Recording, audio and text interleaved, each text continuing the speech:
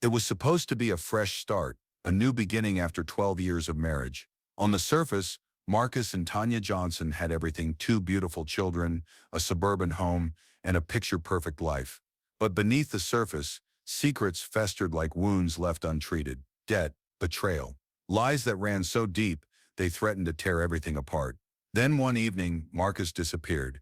His car was found abandoned near the East River Bridge, keys still in the ignition, his wallet and phone left untouched. A search was launched. Helicopters scoured the banks. Divers combed through murky waters. 3 days later, a body matching his description was pulled from the river, bloated and unrecognizable. But enough for the coroner to rule it Marcus Johnson. Tanya mourned. Friends and family gathered in black, whispering condolences, clutching her hands, telling her how strong she was. She buried him, wiped the tears from her children's eyes, and tried to move on. 6 months later, she saw him. It was a glimpse at first, a flash of familiarity while she picked up groceries 2 blocks from her home. A man laughing, pushing a cart with a woman by his side, and a toddler clinging to his hand. Tanya's heart stopped. Her hands went numb. She blinked, convinced it was a trick of her exhausted mind. But it wasn't. Her husband was alive, living just 2 blocks away with a new family, as if she and their life together had never existed. What would you do if the person you buried was living just 2 blocks away? Sometimes, the dead don't stay buried, and sometimes, revenge is the only way forward.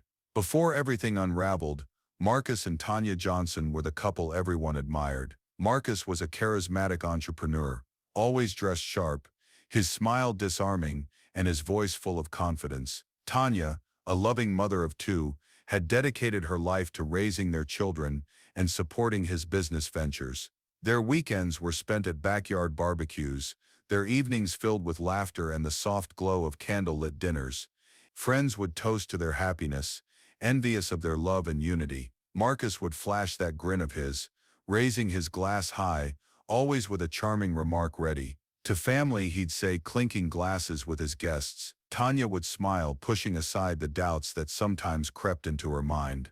After all, everyone thought they were perfect. But behind closed doors, the strain of Marcus's business failures began to chip away at the perfect facade. Debts mounted, arguments flared, and Tanya began to notice the cracks. Late nights, hushed phone calls, and whispered excuses became routine. She would hear him on the phone in the garage, his voice low and hurried, speaking in clipped tones that stopped the moment she opened the door. "Just business," he would say, flashing her that same disarming smile. Their house, once vibrant with life and laughter, grew quieter. Tanya would sit at the dining room table alone. Some nights, the empty chair across from her, a silent testament to Marcus's growing distance. The children would ask for him, and she would offer the same gentle lies. "Daddy's working late again." But she knew. She knew the business was struggling, that money was slipping through their fingers faster than they could catch it. Bills piled up in neat, accusatory stacks on the counter, each one a reminder that the life they had built was beginning to crack.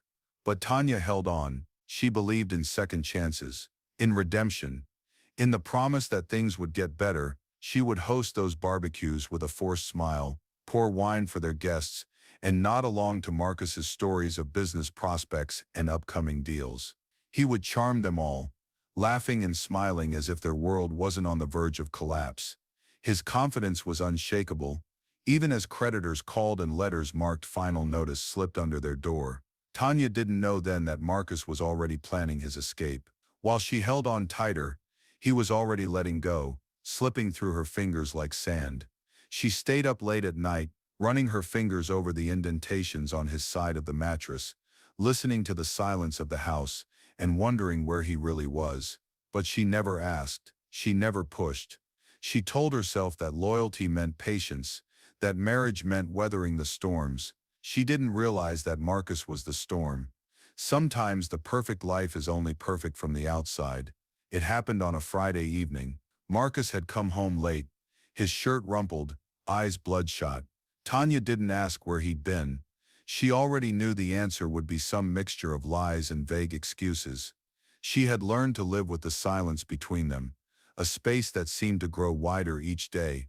Their conversations had dwindled to mere exchanges of necessity, dinners prepared, bills to be paid, the children's schedules. The warmth that once existed had been replaced with an icy distance that neither seemed willing to cross. That night she watched him pack. He moved methodically, almost ritualistically, as if the act itself had been practiced 1,000 times in his mind. His hands glided over shirts, folded with precision, shoes slipped into the suitcase with care. Tanya stood in the doorway, her silhouette framed by the dim glow of the hallway light. "Where are you going?" she asked. Her voice soft, almost fragile. He barely looked up. "Business trip, investors upstate," he replied. His tone clipped and final. She wanted to ask more, to press him, to tear down the walls of secrecy he had built brick by brick, but she didn't. She simply nodded, watching as he zipped the suitcase shut and set it by the door. Marcus kissed the children on their foreheads, lingering for just a second longer than usual. When he reached Tanya, he gave her a peck on the cheek, a cold gesture that barely grazed her skin. "I'll be back by Wednesday," he said, and then he was gone. It was the last time she would see him alive, or so she thought. 3 days later, his car was found abandoned near the East River Bridge. Police tape flapped in the wind as divers searched the waters. His wallet, phone, and keys were left untouched. The driver's seat still adjusted to his height, like he had just stepped out and vanished into thin air. The scene was eerily pristine, untouched by chaos or struggle, a ghost of an exit. The search lasted days. Helicopters buzzed overhead, their rotors slicing through the morning fog. Cadaver dogs sniffed the muddy banks, pausing occasionally to dig at the earth with eager claws. Search parties combed through the woods, their flashlights sweeping through branches and underbrush. Tanya stood by the riverside each day, her eyes fixed on the water's edge, waiting, praying. Her breath would hitch with every ripple, every glimmer of movement beneath the surface. Rain came and went, turning the ground to thick mud, but still, they searched. Volunteers came and went, their faces blurring into anonymity, just voices calling his name into the wind. Hope frayed, thinning with each passing day. Then they found him, or what was left of him. A bloated body tangled in river weeds, his features unrecognizable. His clothes were shredded by the currents, his hands swollen and ghostly pale. Dental records confirmed it. Marcus Johnson was dead. The funeral was somber. Rain drizzled down in thin sheets as friends and family gathered under black umbrellas. Tanya clutched the hands of her children, her eyes vacant, her spirit hollow. Friends whispered condolences, offering casseroles and sympathy she barely registered.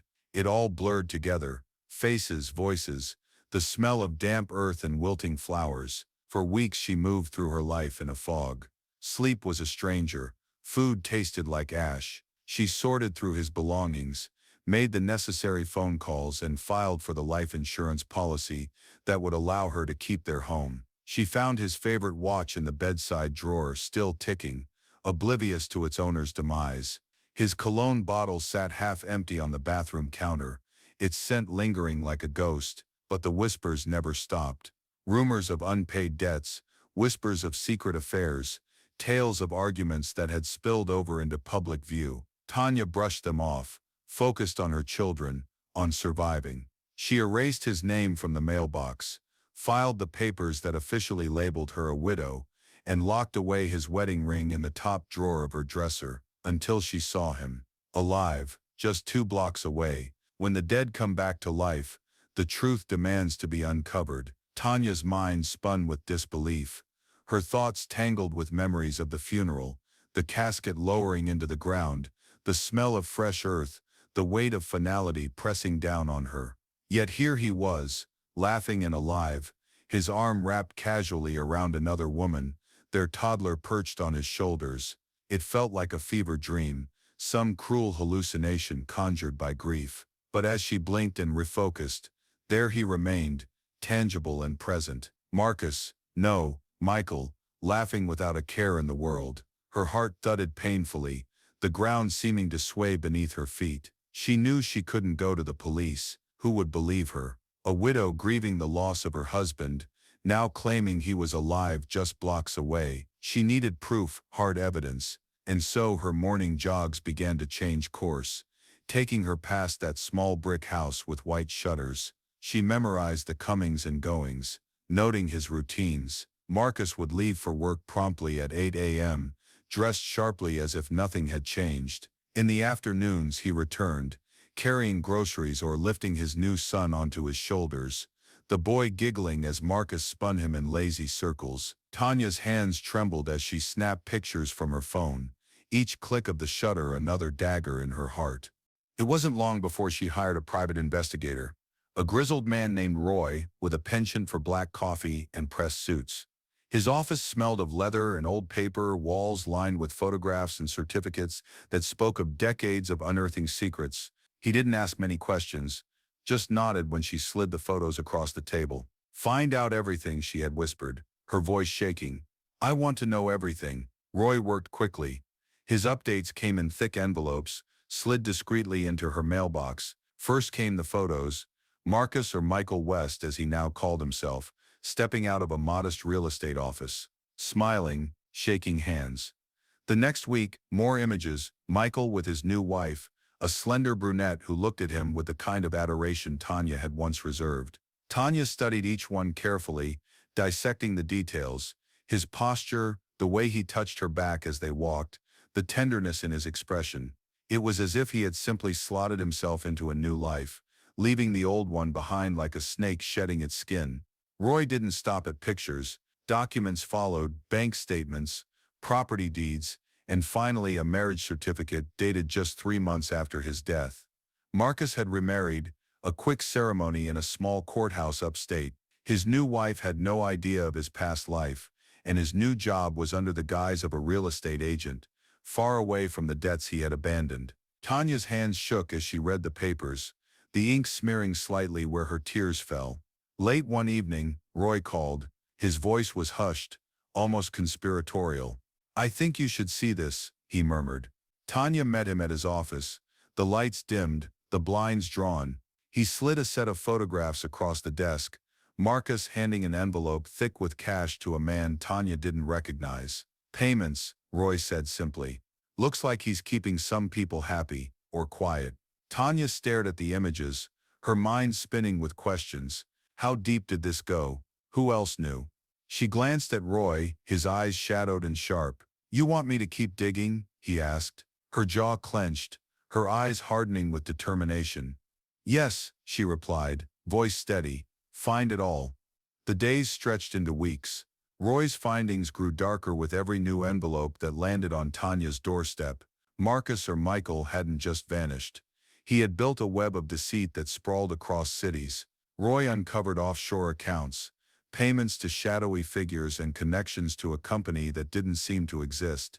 Tanya pored over every photograph, every document, committing them to memory. Her living room became a war room, maps pinned to the walls, photographs taped in a careful timeline. Marcus wasn't just living a double life, he was thriving in it. Sometimes the truth is buried deeper than the lies, and when you start digging, you better be ready for what you find. It was a crisp autumn morning when Tanya finally made her move. She had been waiting for weeks, watching from a distance, the steady rise and fall of Marcus's, no Michael's, new life. His routines had become familiar to her. The early morning jogs, the late-night walks with his new wife, the moments of domestic bliss that he seemed to embrace with startling ease. Each passing day, she felt the coil of anger inside her tighten, winding itself around her heart until she could barely breathe. Today was the day she would unravel it. She waited across the street, hidden behind the thick branches of an oak tree, watching as Marcus loaded his car with groceries. His new wife stepped out to join him, laughing as she adjusted their toddler's coat. They moved with the ease of people untouched by guilt, unaware that someone was watching, someone who knew the truth. Tanya's heart hammered in her chest, rage and grief tangled together, pulling her forward step by step. Her hands shook as she adjusted her coat, fingers clenching and unclenching at her sides. Before she knew it, she was crossing the street, her heels clicking against the pavement with purpose. Her breath puffed out in white clouds as she strode forward, eyes locked on the man who had ruined her life. "Marcus," she shouted, her voice cutting through the crisp morning air like a blade. He froze. Bags slipped from his hands, cans of soup clattering onto the driveway. rolling away with tinny echoes. His wife turned, confusion etched across her face. "Michael, who is this?" she asked.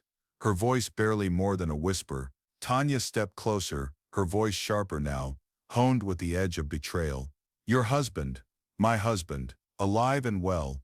The words hung in the air, suspended in disbelief. Michael Marcus stared at her, his mouth opening and closing, as if the words wouldn't come. His new wife took a step back, her eyes wide and searching. "Michael, what is she talking about?" she demanded, her gaze flicking between the two of them.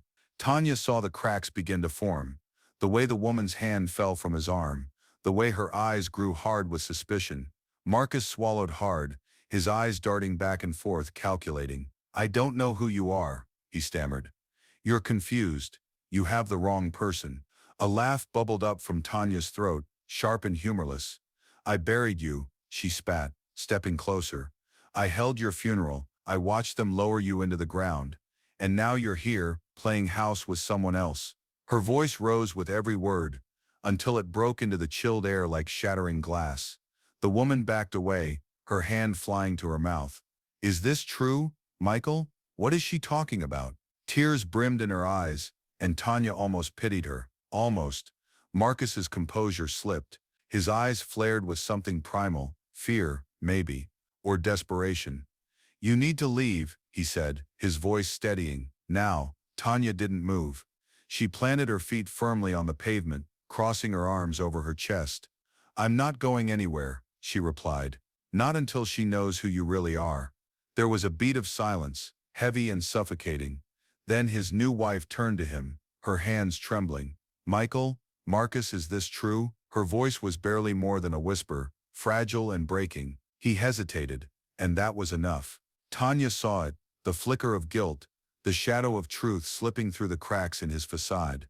His new wife stepped back, shaking her head slowly. "Oh my God," she murmured, the color draining from her face. Tanya took a step back, her eyes never leaving Marcus. "You ruined my life," she whispered, her voice low and steady, "but I'm taking it back."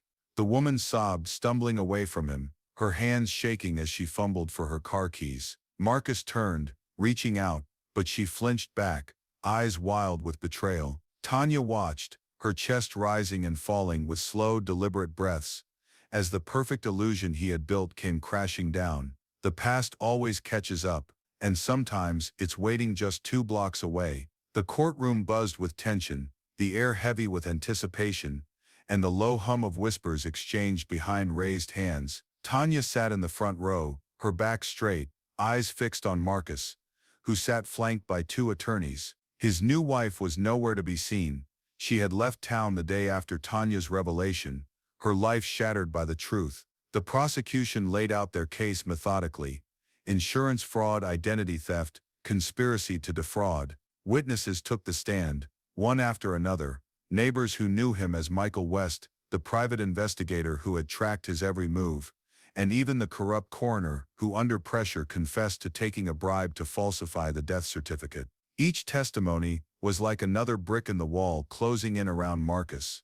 Photographs were presented, Marcus laughing in front of his new house, signing documents under his false name, holding his new child in his arms. The jury's eyes flickered with recognition and disbelief as they absorbed the evidence, the layers of his deception peeling back one by one. Tanya watched his hands tremble slightly, his jaw clenched tightly, as if holding back the truth through sheer force of will. The defense tried to spin it as desperation, a man buried in debt with no way out. They spoke of mental anguish, of desperation clawing its way through his life, until this, his grand escape, felt like the only option. But the jury was unmoved.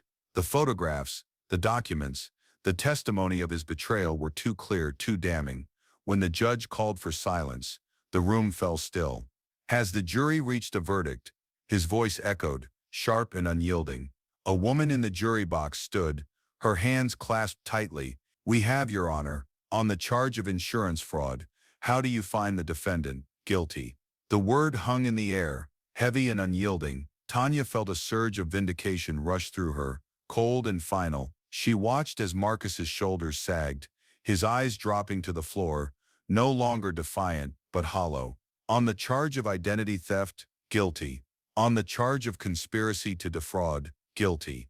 The courtroom erupted into murmurs, the tension breaking like a dam. Reporters scribbled notes, cameras flashed and voices swirled around her, but Tanya remained still. She watched Marcus, no longer Michael, no longer a ghost, but simply a man brought down by his own lies. The judge's gavel struck with finality. Sentencing will be held in 2 weeks. Court is adjourned. Marcus was led away in handcuffs, his eyes catching hers for just a brief moment, an unreadable expression flickering across his face before he disappeared through the side door. Tanya exhaled slowly, the weight of years of deceit finally lifting from her chest. Justice, it seemed, had finally come home. The day of sentencing came swiftly, and the courtroom was filled with reporters, friends, and even strangers eager to watch the final chapter unfold. Marcus stood before the judge, shackled and hollow-eyed, his sharp suits replaced with an orange jumpsuit that hung loosely on his frame.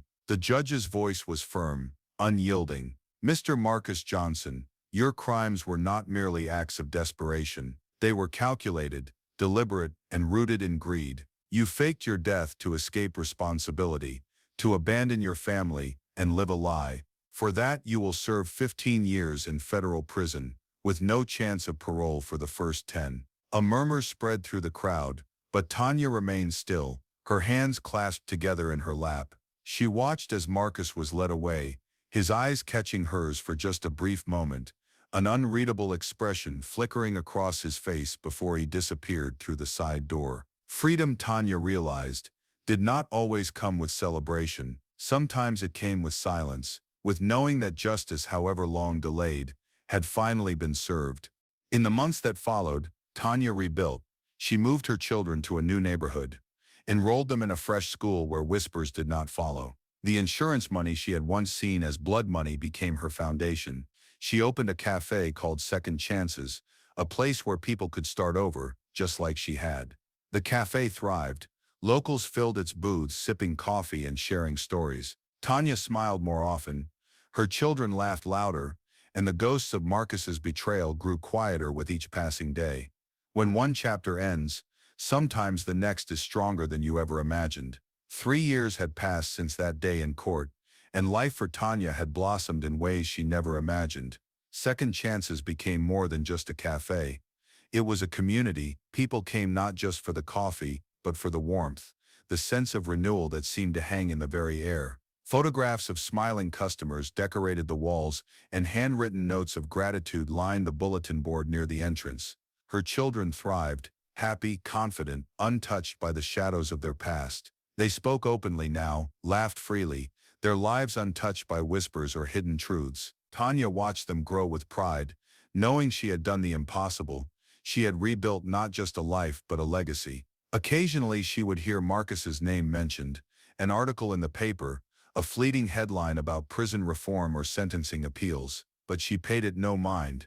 His story was no longer hers to tell. On the 3rd anniversary of Second Chances, she stood behind the counter, serving coffee with the same smile she had worn since the first day she opened its doors. A customer handed her a note with their bill, folded neatly and written in careful script. "Thank you for reminding me that it's never too late to start over." Tanya read the words and smiled, tucking the note into her apron pocket. She glanced around the cafe, the sunlight streaming through the windows, illuminating faces full of hope. When you finally let go of the past, sometimes the future is even brighter than you imagined.